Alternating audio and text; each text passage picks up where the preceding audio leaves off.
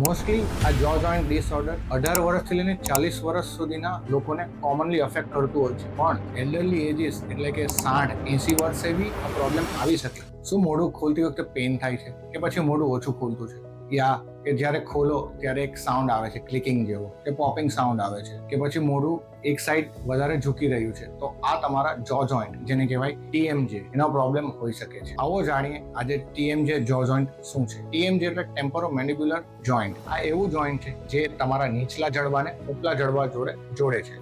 એક સિમ્પલ લેંગ્વેજમાં કહું તો આ જોઈન્ટના મદદથી તમે મોઢું ખોલી શકો છો, વાત કરી શકો છો, યૉન કરી શકો છો, ખાવાનું ચાવી શકો છો. મોસ્ટલી આ જો જોઈન્ટ ડિસઓર્ડર 18 વર્ષથી લઈને 40 વર્ષ સુધીના લોકોને કોમનલી અફેક્ટ કરતું હોય છે, પણ એલ્ડરલી એજીસ એટલે કે 60-80 વર્ષે બી આ પ્રોબ્લેમ આવી શકે, કારણ કે આવી એક જોઈન્ટ છે. આર્થરાઇટિસ, ની આર્થરાઇટિસ, શોલ્ડર આર્થરાઇટિસ એ જે રીતે અફેક્ટ થાય છે એ જ રીતે જો જોઈન્ટ પણ આર્થરાઇટિસના લીધે અફેક્ટ થતું હોય છે. હવે જાણીએ આપણે આના કોમન કોઝિસ શું છે. કે મોઢું ખોલો ત્યારે પોપિંગ સાઉન્ડ આવવો, કે મોઢું ઓછું ખોલવું, કે પછી મોઢું ખોલો ત્યારે એક બાજુ ઝૂકી જવું, મસલ ટાઇટનેસ થવી, આ બધા એના લક્ષણો છે. આ બધું આવે કેમ છે? પુઅર સ્લીપ સાયકલ, સ્ટ્રેસમાં રહેવું, ક્લેન્ચ કરવું એટલે કે દાંત કચકચાવવું, આ બધું જ આપણા જોઈન્ટને અફેક્ટ કરે છે. કોન્સ્ટન્ટલી લોડ આપતો હોય છે જેથી કરીને મસલમાં ટાઇટનેસ આવે છે. ઇનિશિયલી આ બધા સિમ્ટમ્સ ડેવલપ થતા હોય, પણ વસ્તુ એ છે કે આ અર્લી ડાયગ્નોઝ નથી થતું, કારણ કે થોડું પેઇન થાય છે, એકાદ બે વાર સાઉન્ડ આવ્યો એમ કરીને આપણે ઇગ્નોર કરી દેતા હોઈએ છીએ. પણ સમય જતા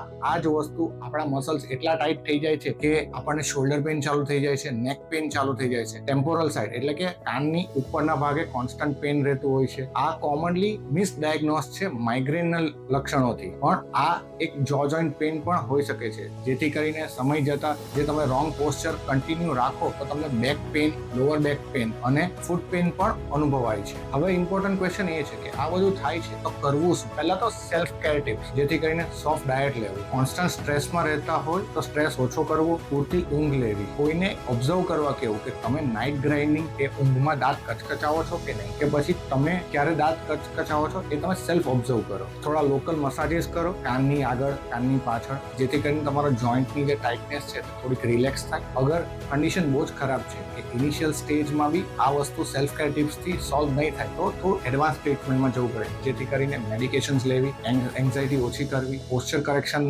થેરાપી કરવી. આ બધું કરવાથી તમારું જો રિલેક્સ થાય છે, પાછું એને ઓરિજિનલ પોઝિશનમાં ગાઈડ કરવામાં આવે છે અને ધીરે ધીરે કરીને તમારા મસલ્સ અને જોઈન્ટની ટાઇટનેસ છે તે ઓછું કરીને આનું એક પ્રોપર ક્યોર થાય છે. જો તમને આ વિડીયો યુઝફુલ લાગ્યો હોય તો લાઈક કરો, કમેન્ટ કરો, બીજાને શેર કરો, જેથી તમે કે તમારા ફ્રેન્ડ્સ પણ આનાથી પરેશાન હો તો એક પ્રોપર ડાયગ્નોસિસ અને પ્રોપર ટ્રીટમેન્ટનો અનુભવ લઈ શકે. અને એક પેઇન ફ્રી એક્સપિરિયન્સ એલિગન્સ ક્લિનિકમાં આનું હંમેશા અવેલેબલ છે. અને આવા જ ઇન્ફોર્મેટિવ વિડીયો માટે સબસ્ક્રાઇબ કરો એલિગન્સ ક્લિનિકની ચેનલ.